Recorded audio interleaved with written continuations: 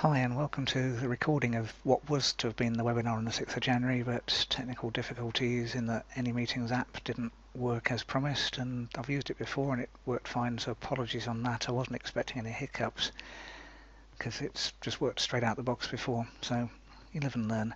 Longer term I'll work out how to use Google Hangouts, but apologies to anyone that was on the call and was just watching me faff around and not hearing me do anything. So let's start. I promised some predictions for 2015 and also how you can make this year the most profitable year ever for your internet marketing. And making predictions always scary, but because so often they just don't come true. But that's part of the challenge. And after all, we're still trying to piece together the predictions made by Nostradamus centuries ago, and some of them have worked. Some have just been sort of fit the things around. But there's a thing called Old Moore's Almanac that still sells regularly here in the UK, and that's predictions, horoscopes, whatever you want to call them. And horoscopes are read on a regular basis, and of course lots of people tune into the daily prediction called the weather forecast. That is a prediction, and it's so often not right either. But anyway, here goes with my predictions. I've noticed for a few years now that there's a tendency for things to polarize. It's what happens when competition and market forces take control. I kind of learned about it at university and thought, nah, never happened, but you can spot it happening all the time. And the free economy, capitalism, tends towards monopolies. Governments often try and stop that from happening, which years and years ago they split up the oil companies into, I think it's called the Seven Sisters, and they're still stupidly large companies. Exxon, SO in this country, Exxon, I think there's a worldwide name, still one of the world's largest companies, and that was the split. So interesting. But so often we're left with only a couple of major players. In search, it's Google and just about Bing or Yahoo. In Cola, it's Coke and Pepsi and the supermarket's own brands. In phones, a few years ago it was Nokia, now it's Apple, Samsung and quite a few others. And that last one's an interesting analogy to what I think is happening in search. We're becoming more savvy, more astute, and I'm not alone in heading straight to Amazon and eBay when I want to buy something. Google doesn't get a look in. I'll use it for research. We'll come on to that in a minute. But Google have lost a considerable amount of market share in the real product buyers market. So it's not just me. I think last I heard it had moved from 30% Amazon, 60-70% Google when you're searching for a product, to the other way around. Amazon get 60-70% of the share and Google get not as much by a long way. Advertisers still use Google. It's the £800 gorilla, but again it's being attacked by Facebook really big time. Facebook's cheaper, partly because they've got lots more page impressions to sell. And think about it, you go to a search and that's about it. But on Facebook, with a search, basically you've got the first page of adverts, you've got 11 ads top whack. Whereas Facebook, they're there all the time. They actually change as you scroll through the page. So there's a lot more in-page impressions, but Facebook is a lot more targeted, because they simply know a lot more about their audience than Google could ever hope to know, unless the Monopolies Commission just gave them free rein, and even then probably not. So first main prediction is that although markets will get increasingly dominated by one or two main players, the actual number of markets will increase. So if I want to research something, I'll probably use Google. If I want to buy something, I'll go to Amazon or eBay, or here in the UK, Argos, which is a catalogue shop, for want of a better description. It still does printed catalogues, 1,000 odd pages of lots and lots of things, wide range of products, usually immediately available in store. We've got two stores here in Cheltenham. One's a high street one, reasonable stock. One's an out-of-town one, very, very wide range, and everything else is available for very quick delivery. Then if I'm searching for something to give away, I'll use FreeCycle, or at least up until recently I would have, but according to our local group, they've got more authoritarian, and our local group's just moved to Freegal instead. So if I want to get rid of something, and it's a fantastic, got rid of an old, remember the old heavy televisions, the cathode ray ones? Got rid of one of those in 2 hours. Despite saying, look, it's heavy, you're going to need two people to lug it around. Yeah, we want it. Okay, great. If I want to socialise with friends online, I'll use Skype or maybe Facebook, and Yahoo Messenger I keep for contact with one person and also we use Viber as an alternative because that works on PCs as on computers and phones. And incidentally, if you want free texting, free international phone calls, Viber. Product launches, I'm now using Munchai, and I really wish I could find an equivalent outside the internet marketing arena, and someone somewhere will come up with one of those. Payment processors, I use PayPal, usually via Warrior Plus or maybe JVZoo. In my instance, definitely not Warrior Payments. I've just found it clunky and a bit like me trying to learn Hangouts for this. Can't be bothered to learn a third system. And you'll have your own list of those things, and that's part of the idea of this. And the point about not using Warrior Payments because I can't be bothered to learn the third system, that's important because it applies to so many markets. Microsoft found it to their cost with Windows 8. The market rejected it, almost certainly because it effectively meant relearning how to use a computer. And Windows, they've skipped version 9, I think its next one's version 10, is apparently supposed to address that and seem to have the interface we're kind of used to, or something close built in. But they learned their lesson, sort of, on don't reinvent things just for the sake of it. It's probably why we're stuck with a QWERTY keyboard. I mean, that goes back donkey's years. And there's reasons that are lost in the mist of time on that. But the point of this prediction is that despite markets consolidating towards bigger and bigger companies, they're splitting up. And the internet's big enough for us to use specialty sites and for them to be big enough to support that, which is an interesting shift, and one that couldn't have happened even 5 years ago. There weren't as many people on the web, and they weren't as savvy. But it's a shift we can apply in whatever market we're in. You can be profitable by being a big fish in a small pond, and by definition the market would be small enough for you to make yourself the world expert if you did that. And there are people doing that in an inordinate amount of different markets. If any of your hobbies are specialty or specialist, chances are you've found someone doing exactly that. Equally, you can be profitable by nibbling away at the edges of a large market. Both of those techniques work. My preference, nibbling away at the edges of a large market, but equally you could be big fish, small pond. It doesn't matter. Just don't go middle ground. One or the other. And I've just finished watching the UK's version of The Apprentice, and in our version, the winner doesn't work for Alan Sugar, which is Donald Trump in the States. They work with him by setting up and running a business with the help of a cash injection. And it's a full series the UK's used with this format, and by all accounts, the 3 previous winners in this format are doing very nicely. Prior to that, they worked for Alan Sugar for a year or two in what was effectively a job made for TV. But since they've done the working alongside, they're making money for both themselves and him. And when he chose this year's winner, he specifically stated on air he likes crowded markets. And 2 years ago, the winner was in the recruitment business, which is very, very crowded. But the recruitment guy's now got 23 people working for him, and at least the main part, it's only crowded nationally. If that makes sense, not totally sure. It made sense when I wrote it, but it's there's lots and lots of firms, and they're all competing for business. And the online jobs market, we've had calls to try and employ someone through that, and that doesn't seem to be working fully yet either. But I think LinkedIn actually works better than the job sites. That's a total aside. But anyway, going back to The Apprentice, this year the winner is in the search engine optimization market, and that's not just crowded, it's overcrowded. I get emails, most of my spam. I get the emails daily, phone calls most weeks, and that's not in a business where I publish my phone number generally. I'm not at all high profile. Most businesses I talk with get flooded with emails and get at least one phone call a day pitching SEO. When they were doing the research for the show, people were saying, yeah, we get them several times a day. It's really, really overcrowded, and that's way too crowded for my liking. And coming back to the other major drawback, and it's one I really hate, and a love-hate relationship with Google. I kind of like them, but what I don't like is that they're completely outside my control. Anything I do, I could do everything right for an SEO client or my own site, but if Google's algorithm changes its mind, the work means nothing.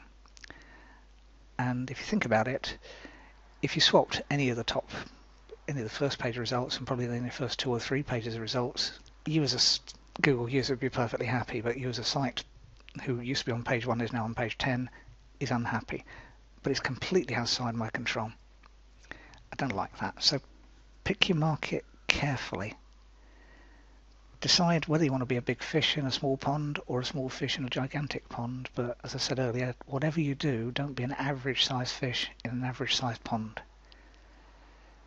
Almost every market polarizes, and when it does, it's almost always the middle ground that suffers. There's only one exception to that rule I can think of, and that's in the newspaper market here in the UK, where there are 3 sectors, and the second highest circulation paper is in the middle sector. But printed newspapers, maybe even printed anything, that's a declining market. But that one is more, that comes from the sort of old UK class system possibly. But almost every other market, it goes top or bottom. Think about it with anything you buy. If you're going to buy a phone, you buy top, which is Apple, or you buy other. And buy watches, you're going to buy an expensive one or a cheap one. Coffee, the same. Virtually everything, and it polarizes. The middle ground is either I'll go down in price or I'll go up in quality. And it's an important thing to remember when you go into a market. And that thing is, there's a phrase that says a rising tide lifts all boats, and markets are a lot more forgiving and usually a lot more profitable when they're growing. Once they mature, it comes down to fixed costs and marketing and who's got the bigger budget, really. But in the growth stage, you can make a lot more impact for a lot less investment. And my most profitable times on the web have been when I got in reasonably early in a market. It's just easier. And again, if you've been following it recently, the people who got in early on Kindle books, and there's a guy that sold 1 million copies, mobile apps. There was, I think, a couple of years ago, and they were making thousands a month just making really rubbish apps. That's been squashed now, but it worked initially. Facebook advertising is, well, it keeps changing, but it's cheap and it's effective as long as you get it right. And lots of other things have been exactly the same for people that got in early. People that pushed Teespring, all sorts of ones like that. So keep an open mind and decide whether a new market is something you're likely to be interested enough in to pursue. And again, looking at ones, 3D printers, yeah, a bit geeky, and they bring out the geek and the boys' toys parts of me, but I've never quite figured out what they'll be used for in real life. Inkjets, I can understand, that's photographs, that's easy. But 3D printers, I really haven't got my mind around yet. I've always said Crocs were the only thing that sprang to mind, but they've taken a hit in the last year or so.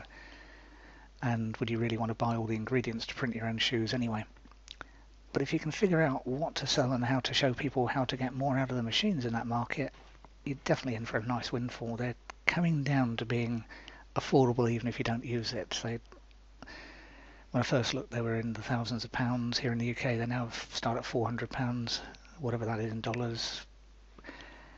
And if you could buy one and offer a prototyping service, that's another thing that would work. I know someone who actually works for a large engineering firm, and they've got several 3D printers because that's exactly what they do. But smaller firms may not want to do that. They may want you to do prototype.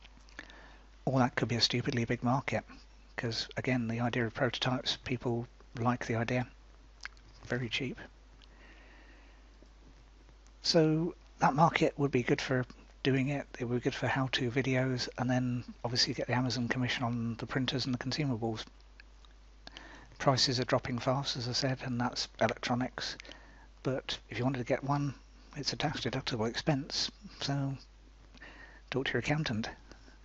Because obviously if you're doing in that market, you need one. But if you don't fancy being that much of a pioneer, look for ways to improve an existing market. That's another thing. That could be undercutting the market leader if they haven't caught up with the reduction in price of technology. And one market I'm in the self-help market, is binaural beats meditation. When I first got introduced to it well over a decade ago, a firm called Centrepoint were the only company in the market. It was a market of one. They're still in the market, but their market share has been eroded. Their program costs thousands of dollars in total, and they pay about $35 commission total. Something's wrong there. But ignoring that, the competitor I started promoting a number of years ago shredded that price to around about $100.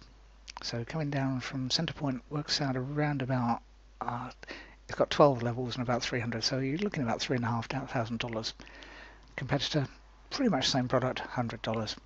Now there's an even better product that retails at $49, and even at $49 it gives me almost the same commission per sale as Centrepoint. Which do you reckon's, well, it's polarized. You're either going to buy Centrepoint because you buy into the idea of the advantage, or you're going to buy Zen Meditation at $49 because you buy into the price. So if the niche you're in has got an established player at a high retail price, could you create a Me Too product at the fraction of the price but with all the benefits? And if the product could be delivered electronically, the chances are the answer is yes.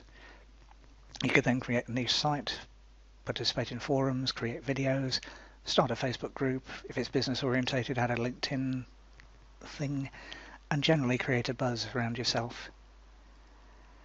And we're in an age where we're so often treated as just another person that when we come across a company or a person online who treats us as an individual, most of the time we treasure that. So turn that to your advantage as well. And again, you can see people on forums doing that all the time. The ones with the highest post counts are usually the ones held in highest regard. Someone who left a Warrior forum and came back to it, Steve Wagenheim, if I've pronounced him right, commented recently that he'd done exactly that. He'd joined a music forum and made sales very, very fast without trying, just by being helpful. And you'd have thought that music forums were crowded with little room for new entrants, but he proved that wrong. The Warrior forum, I think, is actually the same. It looks crowded, but there's only a handful of people in there that really do it. If you wanted to make the internet marketing business your own, you could probably do that. And there's actually a big gap in that market. If you know enough about the topic and keep posting regularly, you need to regularly be helpful and build up your name, and that's in a supposedly crowded market, the music market or the Warrior forum. And there's room in any market if you're prepared to be helpful and if you contribute intelligently. Which brings me on to the next prediction, and it's going to be more difficult to promote yourself, I think, if you don't have some degree of control of where your message is being put forward. I mentioned it on Google, but it's not just that. Relying on third-party sites is getting more essential. Don't like the idea, but I don't see a way around it. Google really is fickle and can't be relied on at all. If you get traffic from it, congratulations, just don't rely on it. There's one poor guy here in the UK who went from page 1 to page 1001 or whatever it was, and he just 95% of his business disappeared overnight. Nasty. Because Google only looks after itself, and it doesn't care who gets hurt in the process. It's a company, that's what it does. Sure, you can do what you can to get traffic from it, but treat any traffic and sales it generates as a bonus, because nothing is guaranteed. I've seen them, one of the firms I work with was around before Google, so I've seen them grow. And was excited when this new competitor came into Alta Vista and thought, wow, this is good. And it was initially, but it's grown a lot and things change as you grow. But as I said, don't ignore Google either. If you hit the first page for a high traffic term, it really is like turning on a fire hydrant. We did it with a travel site, and 1 million page views a week was a drop in the ocean, really. And even if you only hit the second or third page for a high traffic term, there's still bucket loads of traffic available via long-term keywords that no one is targeting directly. The ones that come up and get suggested as you type, they work a treat, and they're typically siphoning off secondary traffic in a large market, and that works. So take the time to get your on-page SEO right and dip into the SEO section of the Warrior forum if you need more help. It's mixed, but it's good. And the offline section also includes SEO because they're asking questions about getting a client site higher up the ranks, and the answers don't just apply to people selling SEO to offline clients, they apply to anyone. And that's a really important point. It's kind of thinking outside the box. And some of my most profitable ideas have come from shifting something that works in one industry into a different one, and things that are commonplace in some industries are pretty much unheard of in other industries. Magazines, for instance, they have cover mounts, something stuck to the cover, literally. Cereals used to have small toys or gifts in the boxes. Actually, one that a friend bought today still does, so that's still working. But can you apply those ideas or ideas from somewhere else to your industry? And again, as with most things, the answer is almost certainly yes if you open your mind to the possibility of that happening. Keep your eyes and ears open. I, again, spotted something on the Warrior forum a few days ago from a lady called Alexa Smith, and she casually mentioned that it was getting more difficult to use forums for marketing. And she didn't give a lot away, but she said on that one, she qualified it with saying that was because marketers like us, their own niche forums, use their own niche forum for their own marketing purposes, and they don't allow other marketers in. Setting up a forum? Made me think that setting up a forum in an underserved niche could be a good idea. The problem with forums is they're mainly made up of lurkers, so maybe setting up a Facebook group, and a lot of the time Facebook's actually taking over that side of things. Niche Facebook groups can be a really good way to build authority and presence, on one of the things on my to investigate list. Traffic problem is nowhere near as high as starting a brand new site. You just run a few Facebook ads to attract people and then make slides, posts and things that people like. Okay, it's relying on a third-party site, so there's still an underlying worry, but generally with Facebook at the moment there's more upside than downside, so probably worth it. It's a trade-off, and certainly if I was thinking of running a forum, I'd run a Facebook group instead. Just because if you think of it's almost like just one section of a forum, or one thread even sometimes. They're flexible. It's a platform most people go to regularly, even if they don't admit to it, and it's really easy to set up and get going. In less than an hour, even if you had to dive into help everywhere, you could probably set up a Facebook group, and you can make them either closed, so invite only, or open, or a mixture of whatever. They are very flexible. They do it. They're free at the moment. Will that become chargeable in the future? Maybe. Don't know. Wouldn't surprise me. But at the moment they're using them to sell ads around, basically, and to get money from advertisers advertising them. And again, the next prediction is that markets will polarize on price. They're either going to go free or expensive, and pretty much not much between those two. I know that you could argue that the below $10 WSOs, Warrior Special offers, are almost free, and individually they close to being free, but over time that really does mount up. Webinar market polarizing on price. Tried using any meeting. Yeah, okay, but we'll forget that one. I wrote the slides before I worked that out, but at the cheap end you've got Google Hangouts. Yes, I do need to investigate and get that sorted. And then at the other end you've got monthly subscription sites, and there's probably a reason that GoToWebinar, the market leader, is that it just does plain work. Probably been on more webinars on that platform than anything else. And there's maybe a gap in the market for an ad hoc pricing model or pay-as-you-go, but that gap I think would have worked a couple of years ago. Now Hangouts has become more universal. That's probably the ad hoc seminar, webinar thing. But lots and lots of other markets are polarizing on price as well. Anything that can be offered remotely, i.e. not in your not physically present thing, has the option to be offered for near enough zero cost. And whether you can make any money out of that, it's pretty much up to you. Some people do. Again, I've met people who run a site on free stuff, and they made a nice income out of it. Other people found it taking them on costs more than they make, so you need to test. And there's no simple answer. You really do need to experiment, but there's a lot more flexibility if you're charging a decent price. So I suspect a lot more markets are going to polarize on price. Think about it, you can get almost any piece of information you want for free at places like Wikipedia or YouTube. Get top quality tools like WordPress for free, and Magenta, and all sorts of high-end stuff actually. Search is free. Facebook and other similar sites are free, but it wouldn't surprise me if they started charging for some or all of their corporate offerings, but the free bar is being moved ever higher. And that's partly because the cost of distributing the information is moving ever lower, and that's just pure economics. And again, part of my degree, economics, it's called perfect competition. Again, didn't think it was going to exist. I thought it was just theory, but no. The idea of perfect competition, everyone in the market knows the cost of production, and therefore what the price in quote marks should be, and the price moves towards that point.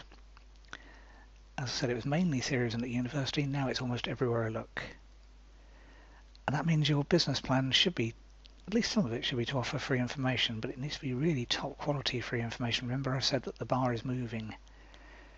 So it can't be rubbishly PLR written by someone who did their entire research on easy articles and maybe Wikipedia. And while there are exceptions, a lot of private label rights PLR products are just that.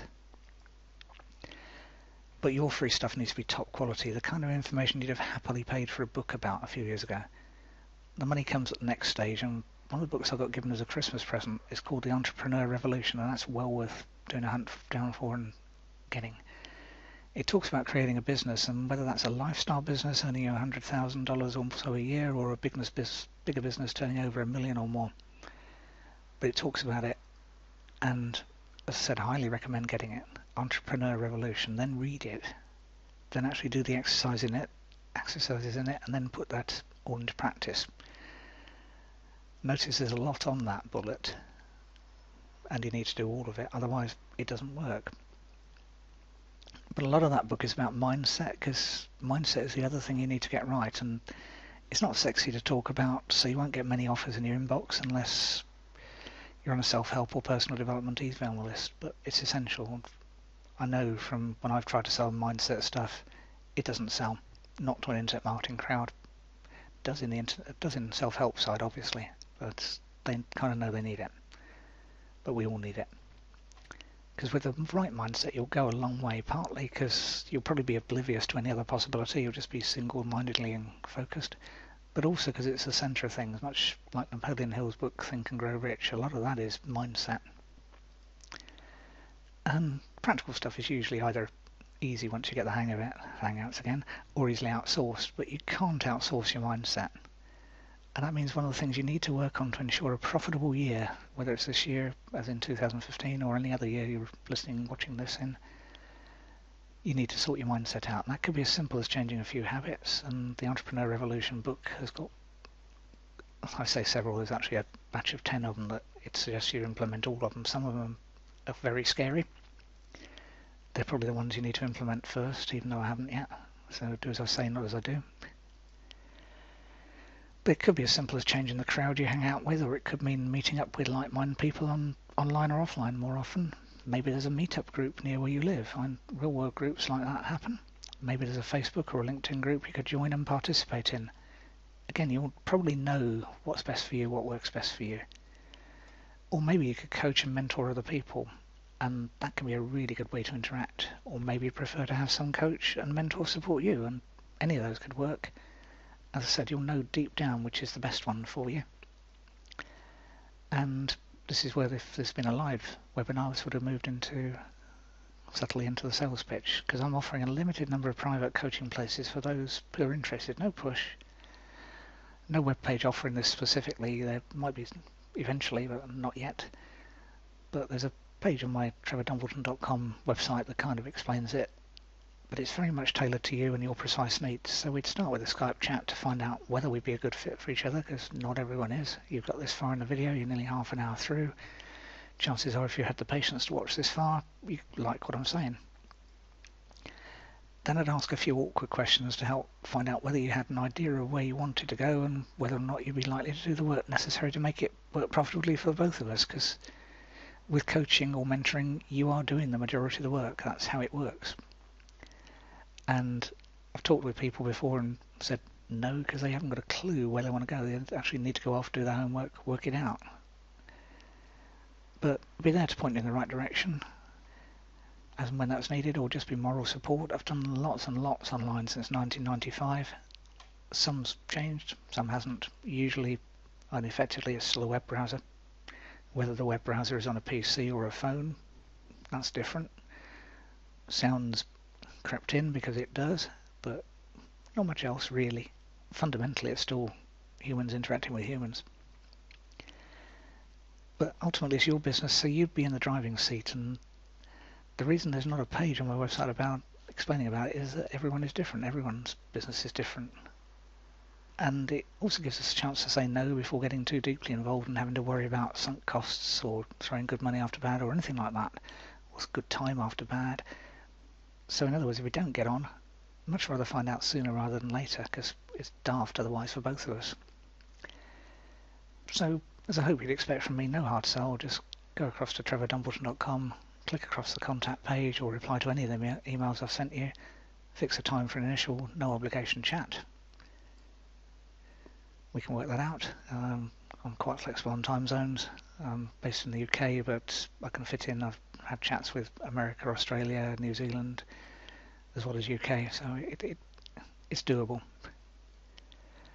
And that initial chat take, and this sounds really weird, anywhere between 20 and 60 minutes, and that will depend on you, where you're at in your business, and a few other factors. And at the end of that, whether or not we decide to work together, you'll almost certainly have an action plan.